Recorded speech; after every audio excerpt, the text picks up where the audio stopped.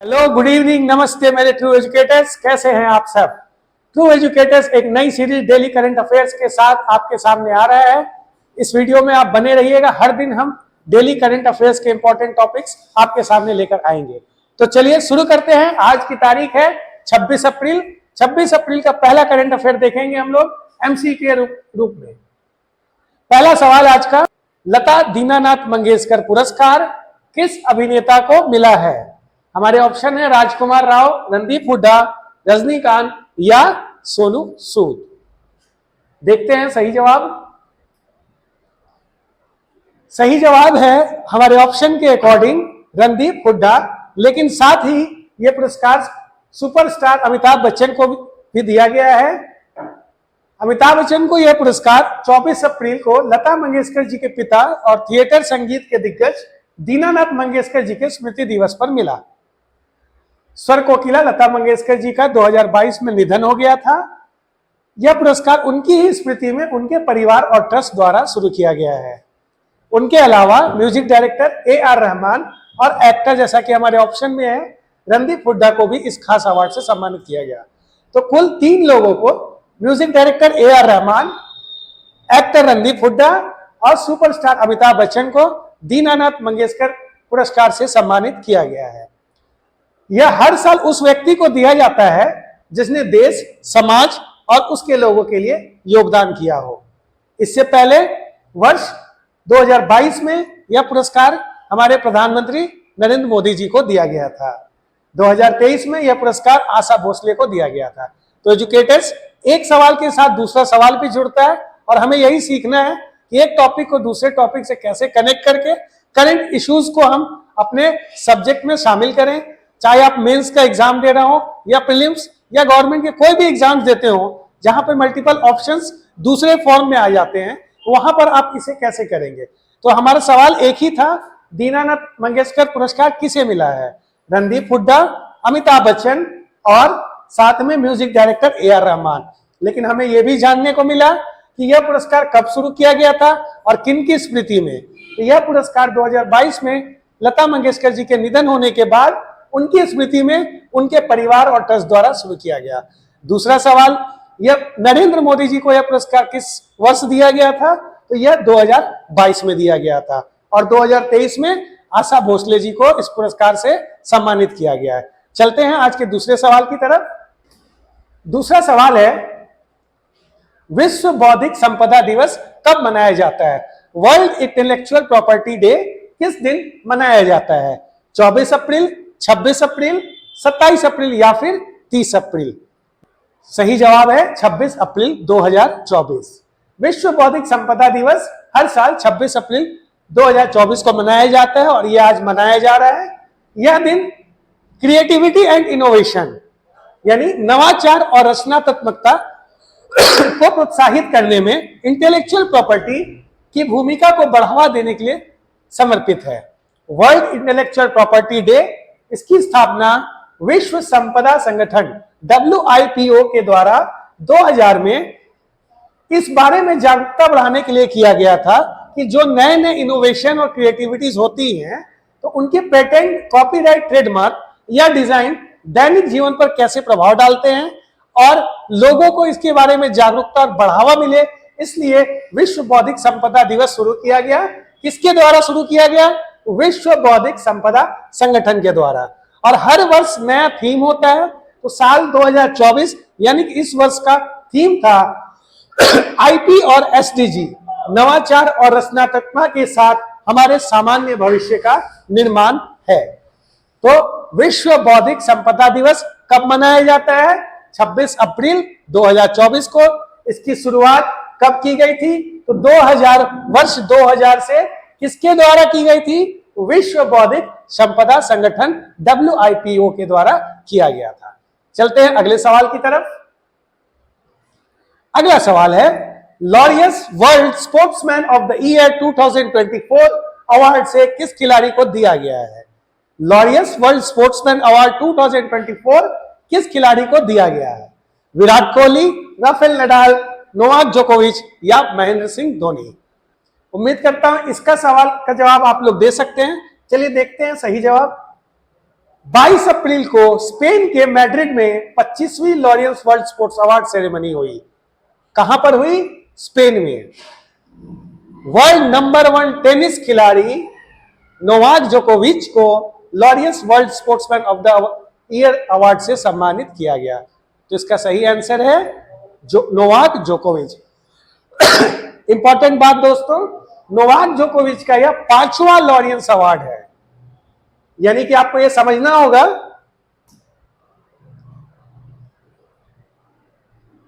कि जब खिलाड़ी के जो अचीवमेंट्स होते हैं उनका सम्मान हम तो क्रिकेट से ही ज्यादा जानते हैं, cricketer of the year, sports person of the year.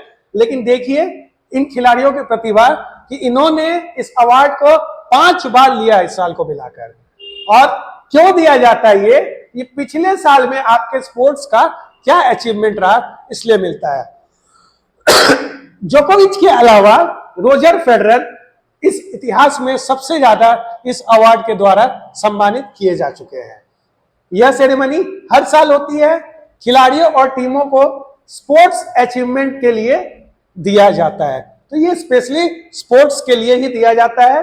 इसकी स्थापना 1999 में Laureus sport for good foundation के द्वारा की गई थी। तो हमने यहां क्या देखा? लॉरियंस स्पोर्ट्स अवार्ड 2024 किसे मिला है? तो वो मिला है नोवाक जोकोविच को, और ये इनका 5वां अवार्ड है। 5वीं बार इन्होंने इस अवार्ड को हासिल किया है। इनके अलावा सबसे ज्यादा किसे मिला है? वो है रोजर फेडरर। इसकी शुरुआत कब की गई थी? तो 1999 में Laureus sport for good foundation के फाउंडर डेमलर एंड रिचमंड के द्वारा किया गया था। चलते हैं अगले क्वेश्चन की तरफ। पहले खाड़ी युवा खेलों का उद्घाटन कहां हुआ? Gulf games. खाड़ी यानी कि गल्फ कंट्रीज आप जानते होंगे। तो इसमें आपको गल्फ खाड़ी युवा खेल का उद्घाटन कहां हुआ? गल्फ कंट्रीज की बात की जा रही है। स्पोर्ट्स का बढ़ावा हमारे यहां आप देख रहे होंगे, खेलो इंडिया यूथ गेम्स लगातार ऑर्गेनाइज किए जा रहे हैं। उसी तरह से विश्व भर में अलग अलग स्तर पर खेलों का आयोजन किया जा रहा है। दुबई ओपेरा में शुरू हुई है, जिसमें 3500 से ज्यादा एथलीट एकता और युवाओं पर ध्यान केंद्रित करते हुए 24 खेलों में प्रतिस्पर्धा करेंगे। कुल 24 खेलों का आयोजन किया जा रहा है दुबई में, जहां पर 3500 के लगभग एथलीट्स युवा प्रतिस्पर्धा करेंगे। और यह 2024 में पहली बार ऑर्गेनाइज किया जा रहा है। अगला सवाल हमारा, पहला अंतरराष्ट्रीय इंद्रधनुष पर्यटन सम्मेलन कहां आयोजित हुआ? भूटान, मलेशिया, नेपाल या Thailand? First international rainbow tourism conference कहां ऑर्गेनाइज किया गया? भूटान, मलेशिया, नेपाल या थाईलैंड? देखते हैं इसका सही आंसर। तो दोस्तों पहला अंतरराष्ट्रीय सम्मेलन हाल ही में नेपाल में ऑर्गेनाइज किया गया है, जिसका उद्देश्य नेपाल को दक्षिण एशिया में अल्पसंख्यक समुदाय के लिए सुरक्षित और सम्मानजनक स्थान के रूप में बढ़ावा देना था। इस एक दिवसीय सम्मेलन यानी कि ये 1 दिवस का सम्मेलन था, जिसका आयोजन नेपाल पर्यटन बोर्ड के सहयोग से किया गया, और एक गैर सरकारी संगठन माया थी जिसने इसमें शामिल था। ये दोनों ने मिलकर पहली बार अंतरराष्ट्रीय इंद्रधनुष पर्यटन सम्मेलन नेपाल में इस बार आयोजित किया गया। चलते हैं अगले सवाल की तरफ। विश्व बुक पुस्तक और कॉपीराइट दिवस कब मनाया जाता है? 24 अप्रैल, 26 अप्रैल, 27 अप्रैल या फिर 23 अप्रैल? सही जवाब है दोस्तों 23 अप्रैल। इसे विश्व कॉपीराइट दिवस के साथ साथ विश्व पुस्तक दिवस के नाम पे भी जाना जाता है, वर्ल्ड बुक डे। किताबों पढ़ने के लाभों के बारे में जागरूकता फैलाने के लिए हर साल 23 अप्रैल को यह बनाया जाता है। और हर वर्ष जैसा कि कोई भी दिवस मनाया जाता है, तो हर साल के लिए एक नई थीम चुनी जाती है। तो 2024 का थीम है इतिहास, महत्व और बहुत कुछ के बारे में पढ़ें और पढ़ें। यानी कि किताबों को पढ़ने के लिए बढ़ावा देने के लिए इस दिवस को मनाया जाता है, और यह हर साल 23 अप्रैल को बनता है। जहां लेखकों और पुस्तकों का सम्मान करके पढ़ने की कला को बढ़ावा देने के लिए यूनेस्को और दुनिया भर के अन्य संबंधित संगठनों द्वारा यह दिवस मनाया जाता है। तो ध्यान दें इस बात को। और इस साल का थीम क्या है? तो इतिहास, महत्व और बहुत कुछ के बारे में और पढ़े। चलिए पढ़ते हैं हम लोग अगले सवाल की तरफ। अगला सवाल है, अंतरिक्ष यात्रा के में योगदान के लिए आर्यभट्ट पुरस्कार से किसे सम्मानित किया गया है?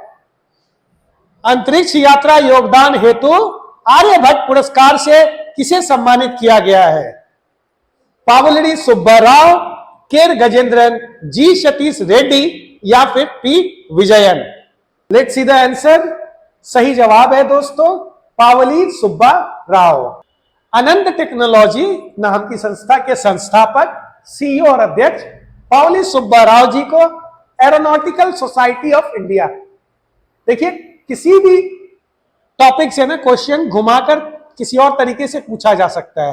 तो किसी भी टॉपिक के बारे में जब हम पढ़ते हैं तो उसको हर एक एंगल से कवर करना आवश्यक है, क्योंकि जैसे हमने सवाल में यह पूछा है कि आर्यभट्ट पुरस्कार किसे दिया गया, इस पुरस्कार से किसे सम्मानित किया गया, लेकिन यहां साथ ही साथ हमने ये सीखा कि ये किसके द्वारा दिया जाता है। आर्यभट्ट पुरस्कार aeronautical society of India ASI द्वारा दिया जाता है। ठीक है। साथ ही साथ इन्हें प्रतिष्ठित फेलो की उपाधि से भी सम्मानित किया गया। भारत में अंतरिक्ष विज्ञान को बढ़ावा देने में उनके जबरदस्त योगदान के लिए यह पुरस्कार उन्हें दिया गया है। किन्हें दिया गया है? पावली सुब्बा राव जी को। जानते हैं उनके बारे में कुछ? इसरो के पूर्व वैज्ञानिक रहे हैं। इन्होंने इसरो और रक्षा क्षेत्र के लिए देश के सबसे परिष्कृत एवियोनिक्स को स्वदेशी रूप से डिजाइन और विकसित करने के लिए 1992 में अनंत टेक्नोलॉजी लिमिटेड को शामिल किया था। अनंत टेक्नोलॉजी लिमिटेड नाम से बनाया गया और इन्होंने इस क्षेत्र में काफी अपना योगदान दिया गया है, जिसके लिए इन्हें आर्यभट्ट पुरस्कार से सम्मानित किया गया। एरोनॉटिकल सोसाइटी ऑफ इंडिया यानी कि एएसआई उन लोगों को आर्यभट्ट पुरस्कार प्रदान करती है जिन्होंने भारत में अंतरिक्ष विज्ञान और एरोस्पेस प्रौद्योगिकी के लिए क्षेत्र में महत्वपूर्ण योगदान दिया है। तो ध्यान रहे, आर्यभट्ट पुरस्कार किसके द्वारा दिया गया था? Aeronautical society of India ASI के द्वारा। इस वर्ष किसे दिया गया है? तो पी सुब्बा राव जी को, जो साथ ही अनंत टेक्नोलॉजी लिमिटेड के संस्थापक भी हैं। चलिए अगले सवाल की तरफ चलते हैं। अगला सवाल है, खोंगजोम दिवस किस राज्य में मनाया जाता है?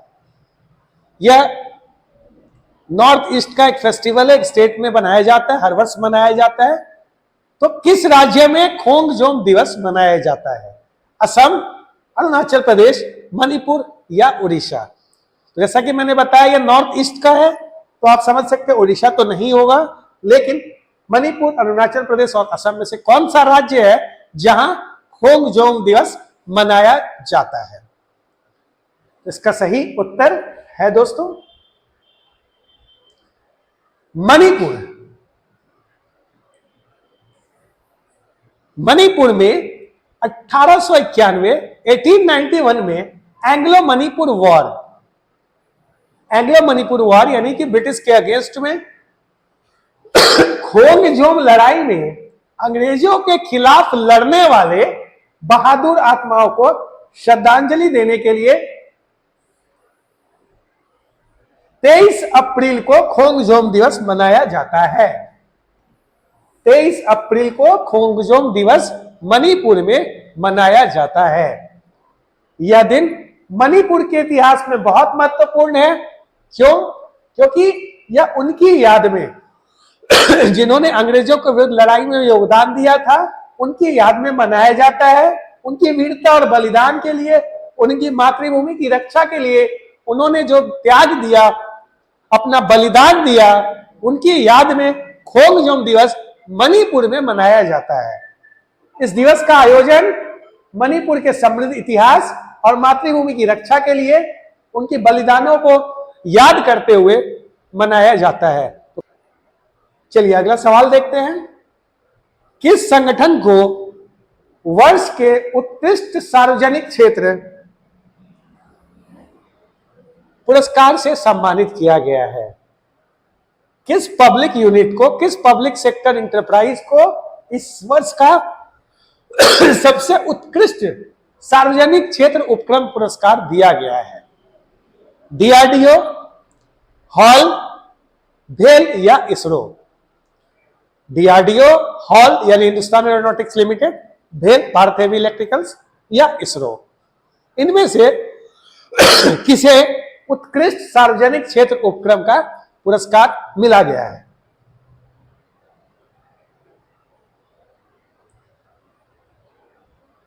सही आंसर है दोस्तों Hindustan aeronautics limited. Hindustan aeronautics limited को all India management association AIMA AIMA के द्वारा मैनेजिंग इंडिया अवार्ड्स में वर्ष का उत्कृष्ट PSU यानी पब्लिक सेक्टर इंटरप्राइज का पुरस्कार मिला है। और यह पुरस्कार दोस्तों किसके द्वारा दिया गया है? ये हमारे उपराष्ट्रपति श्री जगदीप धनखड़ जी के द्वारा 23 अप्रैल को दिल्ली में पुरस्कार दिया गया है। तो ध्यान रहे, उत्कृष्ट पब्लिक सेक्टर एंटरप्राइज का अवार्ड किसे मिला है? तो ये मिला है हॉल को। किसके द्वारा दिया जाता है? All India management association AIMA के द्वारा दिया जाता है। और यह इस साल किसके द्वारा दिया गया? तो उपराष्ट्रपति जगदीप धनखड़ जी के द्वारा दिया गया है HAL हिंदुस्तान एरोनॉटिक्स लिमिटेड को। और आज का अंतिम सवाल दोस्तों, विश्व मलेरिया दिवस कब मनाया जाता है? वर्ल्ड मलेरिया डे कब मनाया जाता है? 24 अप्रैल, 26 अप्रैल, 25 अप्रैल या फिर 23 अप्रैल? विश्व मलेरिया दिवस कब मनाया जाता है? 24 अप्रैल, 26 अप्रैल, 25 अप्रैल या फिर 23 अप्रैल? सही आंसर है दोस्तों विश्व स्वास्थ्य संगठन और अंतर्राष्ट्रीय संगठनों द्वारा 25 अप्रैल को विश्व मलेरिया दिवस मनाया जाता है। वर्ल्ड मलेरिया डे प्रतिवर्ष 25 अप्रैल को मनाया जाता है। इसकी स्थापना विश्व स्वास्थ्य सभा के द्वारा 60 सेशन जब उनका हुआ था, किया गया था। उसके पहले इसे ही अफ्रीकी मलेरिया दिवस के रूप में मनाते थे। इसकी शुरुआत 25 अप्रैल को मनाया गया और पहले इसे अफ्रीकी मलेरिया दिवस के रूप में मनाया जाता था। इस वर्ष का थीम अधिक न्याय संगत दुनिया के लिए मलेरिया के खिलाफ लड़ाई में तेजी लाएं। मलेरिया के अगेंस्ट क्या हमें प्रिकॉशन अपनाने चाहिए, साफ सफाई रखनी चाहिए, इन सब के लिए मलेरिया के खिलाफ लड़ाई में तेजी लाई जाए, जागरूकता फैलाई जाए। तो इस 2024 का ये थीम है कि न्याय संगत दुनिया के लिए मलेरिया के खिलाफ लड़ाई में तेजी लाए।